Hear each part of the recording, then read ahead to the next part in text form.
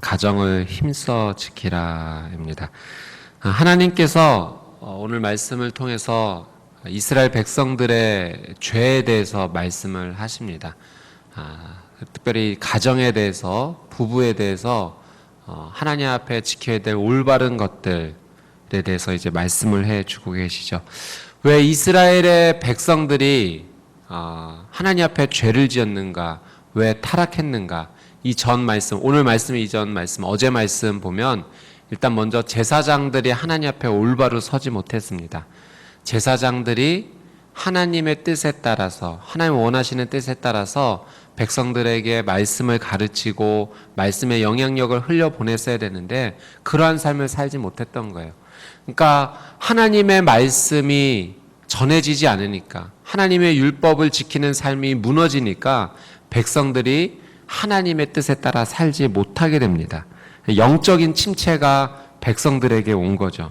영적인 침체가 오다 보니까 하나님의 언약을 멀리하게 되는, 하나님이 원하시지 않는 부정한 삶 살게 됩니다. 오늘 우리의 삶 가운데 내가 하나님 앞에서 온전하고 거룩한 삶을 살기 위해서 필요한 것이 무엇인가? 하나님의 말씀이 내 삶 가운데 흘러가야 된다라고 하는 사실입니다.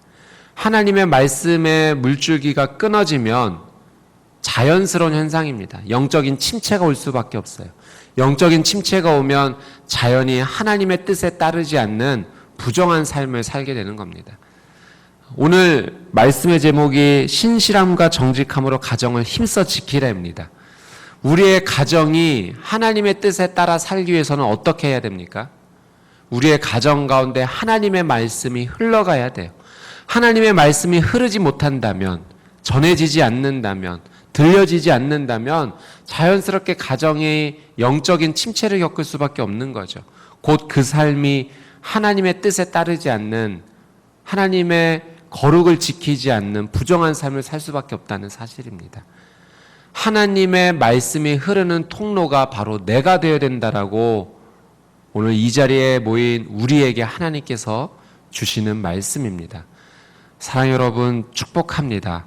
저와 여러분이 하나님의 말씀의 통로가 되기를 주님의 이름으로 축복합니다.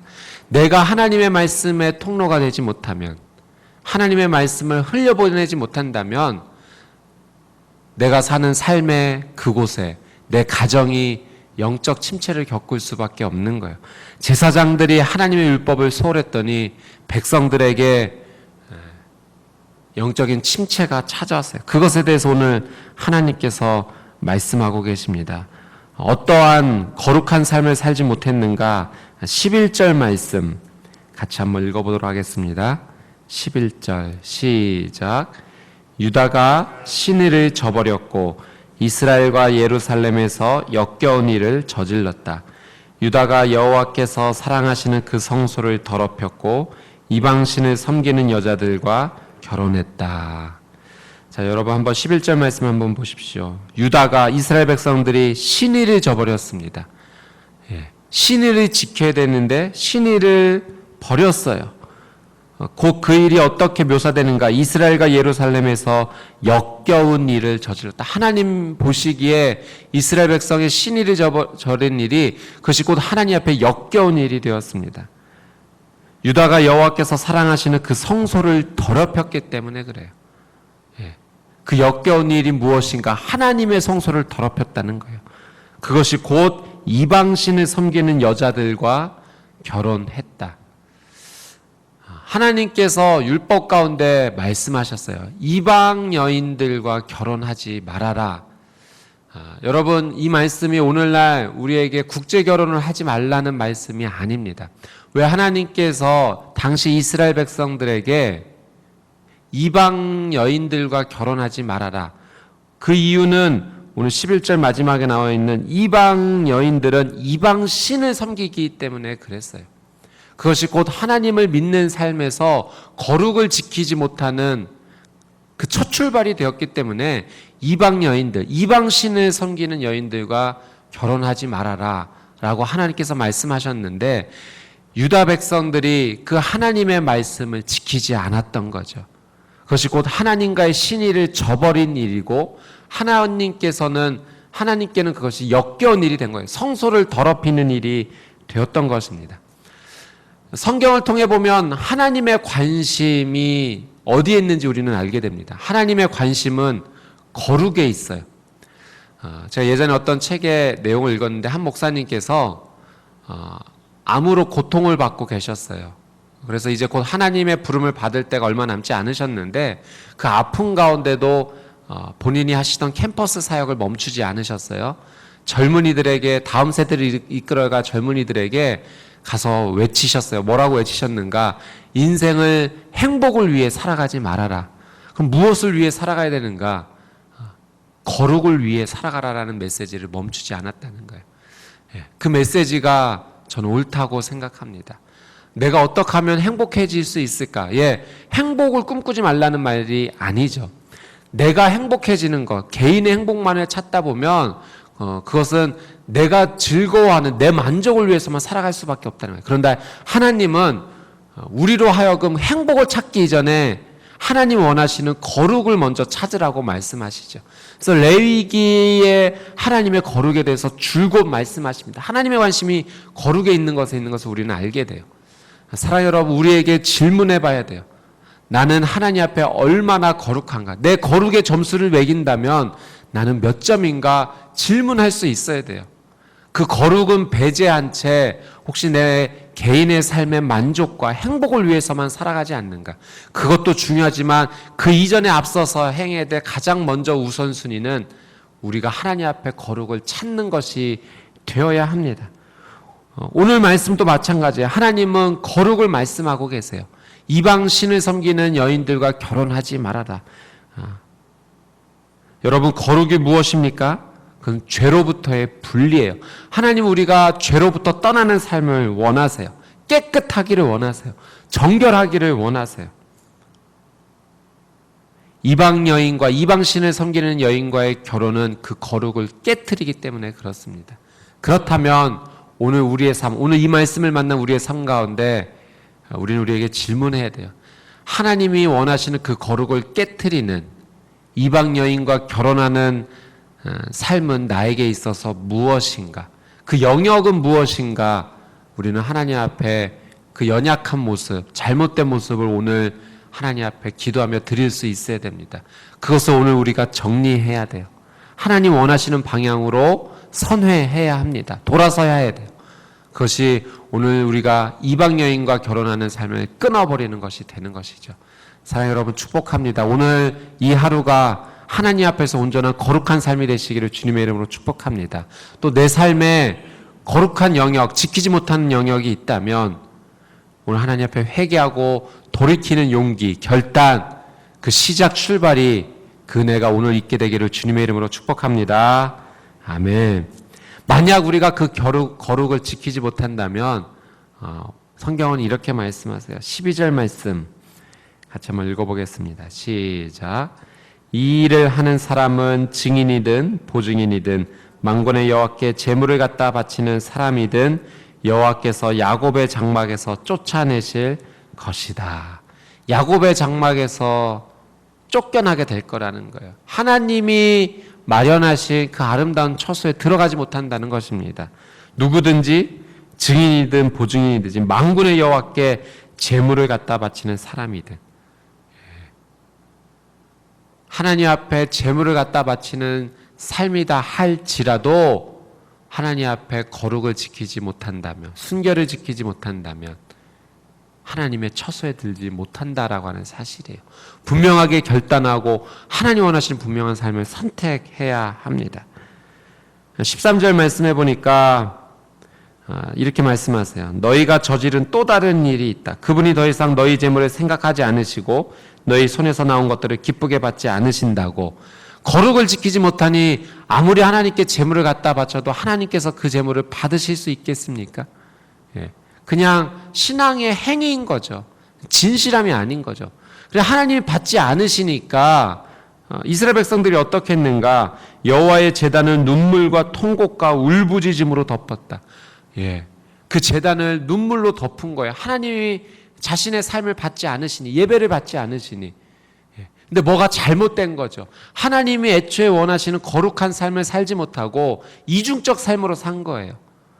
그 말씀에 따라 살지 못하면서 그 행위는 신앙의 행위를 산다라고 한다는 거, 그것은 하나님이 원하시지 않는 거죠. 쉽게 얘기하면 양다리인 거예요. 하나님은 우리에게 신앙의 양다리를 원하지 않으십니다. 오늘 말씀 가운데 가장 많이 나오는 단어 중에 하나가 신의죠. 신의. 의리입니다. 하나님께서 의리를 지키라고 말씀하세요. 근데 유다 백성들은 이방 여인들과 결혼하기 위해서 처음에 하나님께서 증인이 되어주셨던, 언약의 증인이 되셨던 그 첫 번째 아내, 어린 아내를 유다 백성들이 버렸어요.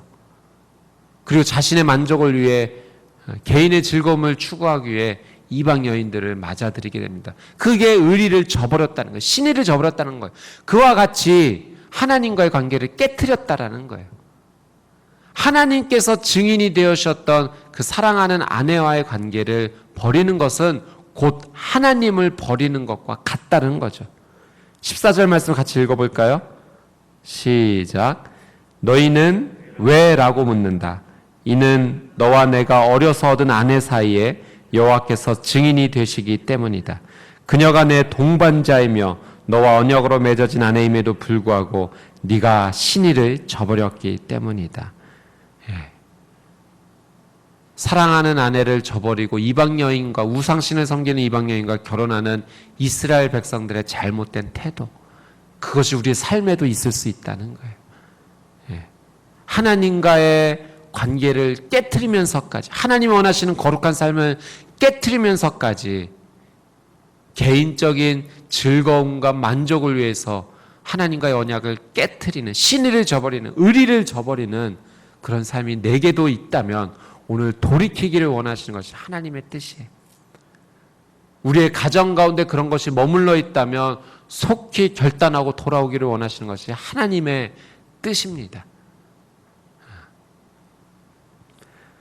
사랑하는 여러분, 신앙의 행위로만 신앙생활을 해서는 안 돼요. 우리의 삶 자체가 하나님 앞에 예배가 되어야 합니다. 내 삶은 하나님 앞에 예배가 되지 못하면서 하나님 앞에 나와 예배하는 삶을 산다는 것, 그것은 결국 이중적인 삶이 될 수밖에 없는 것입니다. 사람과의 관계를 못하면서 하나님과의 관계를 잘할 수 있겠습니까? 안 되는 거예요. 하나님의 언약 속에서 맺어진 사랑하는 아내를 저버리면서, 의리를 깨트리면서 하나님과의 관계를 잘할 수 있겠습니까? 안 되는 거예요. 다 같이 가야 되는 거예요. 하나님을 잘 섬기고 하나님을 더 사랑하기 위해서는 내 삶 속에서 주어진 사람들과의 관계도 잘해야 되는 거예요. 내 주변의 삶은 다 깨어져 나가는데 하나님과의 관계는 잘 될 수 있다. 그렇지 않다라고 성경은 오늘 말씀하십니다. 하나님과의 관계가 잘 돼야 사람과의 관계도 잘 되는 것이고, 반대로 사람과의 관계도 잘 이루어져야 하나님과의 관계도 잘 이루어지는 겁니다. 하나님을 정말 사랑하기를 원한다면 내 주변에 있는 사람들을 먼저 사랑할 수 있어야 돼요. 사랑하는 내 가족을 품지 못하면서, 사랑하는 내 이웃을 품지 못하면서 어찌 하나님을 더 사랑할 수 있겠습니까? 같이 가는 거예요. 오늘 말씀은 그걸 말씀하는 거예요. 이스라엘 백성들이, 유다 백성들이 개인의 삶 속에서는 엉망인 삶을 살면서 신앙의 행위는 잘했던 것 같아요. 갖다 하나님 앞에 예물을 바치고 말씀을 지키는 것처럼 보였어요. 그런데 하나님 그거 원치 않으셨어요. 오늘 우리에게, 저와 여러분에게 주시는 하나님의 말씀입니다. 15절 말씀 같이 한번 읽어보겠습니다. 시작. 여호와께서 하나가 되게 하시지 않았느냐? 그분이 남은 영이 없어서 그러셨느냐? 그렇다면 왜 하나이게 있느냐? 경건한 씨를 찾으시려는 것이다. 그러니 내 영을 잘 지키고 내가 어려서 결혼한 아내에게 신의를 저버리지 마라. 아멘. 여러분, 결혼이란 무엇입니까? 사랑하는 아내와 사랑하는 남편과 육체가 하나가 되는 것이 결혼이에요. 육체만 하나가 되는 것뿐만 아니라 영혼도 하나가 되는 것이 결혼입니다. 그 모든 것이, 육과 영이 모두 하나가 되는 것이 하나님 뜻 안에서의 아름다운 결혼이죠. 사랑하는 여러분, 이 순결하고 거룩한 결혼 생활을 통해서 무엇이 생기는가? 15절 말씀해 보니까 이 말씀이 있어요. 경건한 씨를 찾으시려는 것이다. 예. 거룩한 결혼 가정 생활을 통해서 거룩한 씨가 나타나는 거예요. 경건한 자녀가 나타나는 것입니다. 반대로 부부가, 남편과 아내가 하나님 앞에 경건하지 못하다면, 온전한 결혼 생활을 하지 못한다면 그곳에서 태어난 자녀가 경건한 자녀가 될 수 있겠습니까? 어려운 거예요. 힘든 거예요. 내가 하나님과의 올바른 관계를 유지해야지만, 거룩을 유지해야지만 하나님과의 그 거룩한 삶을 통해서 경건한 씨앗이 계속 나타날 수 있는 것입니다. 내게 주어진 사랑하는 아내, 사랑하는 남편과 올바른 관계를 유지해야지만 경건한 자녀가 태어나듯이 하나님과의 온전한 거룩과 순결의 삶을 지키는 것을 통하여서 우리의 삶 가운데 계속해서 경건한 영향력이 흘러갈 수가 있는 것입니다. 그래서 16절 말씀에 하나님께서 말씀하시죠. 나는 이혼하는 것을 싫어한다. 그의 옷을 폭력으로 덮는 것도 싫어한다. 만군의 여호와께서 말씀하셨다. 그러니 너희 마음을 잘 지키고 신의를 저버리지 말라. 하나님은 가정이 깨어지는 거, 나뉘어지는 거 원치 않으세요. 예. 결혼은, 아름다운 가정은, 행복한 가정생활은 하나님께서 증인이 되어주신, 첫 번째 증인이 되어주신 귀하고 귀한 삶입니다. 그러니 그 가정이 깨어지는 걸 하나님께서 원치 않으시죠. 그 가정이 아름답게 유지되기 위해서 하나님께서 요청하시는 것이 마음을 잘 지키고 신의를 저버리지 말라라고 말씀하세요. 사랑하는 여러분, 행복한 결혼은 자동적으로 이루어지는 거 아니죠. 행복한 가정은 그냥 이루어지는 것 아닙니다. 노력해야 돼요. 오늘 제목이 무엇입니까? 신실함과 정직함으로 가정을 힘써 지키라. 예. 아름다운 가정을 유지하기 위해서 내가 노력해야 될 것이 있어요. 예. 신실하게 나가야 될 것이 있어요. 성실하게 살아야 될 것이 있어요. 정직을 지켜야 될 것이 있어요. 힘써 지켜야지만 그 가정이 아름답게 유지가 되는 거예요. 나도 노력하고, 아내도 노력하고, 남편도 노력하고, 자녀도 노력하고, 그 모두가 함께 마음을 모아 마음을 지켜나갈 때 가정이 아름답게 지켜지는 것이죠. 그 첫 출발은 하나님의 말씀이 되어야 돼요. 말씀이 흘러가게 되어야 돼요. 그래서 내가 말씀의 통로가 되어야 되는 것이고, 그 말씀을 통하여 배운 바 가정 가운데 그 말씀을 잘 지켜야 돼요. 사랑하고, 용서하고, 용납하고, 기도하고, 격려하고, 위로하고, 그것이 말씀으로부터 시작된 삶이 될 때 가정이 지켜지고, 직장이 지켜지고, 공동체가 지켜지고, 교회가 지켜지고, 나라와 민족이 지켜지고, 결국 하나님의 나라가 나를 통하여 이루어지는 것입니다. 오늘 이 거룩한 삶이 저와 여러분을 통해 시작되기를 주님의 이름으로 축복합니다. 아멘.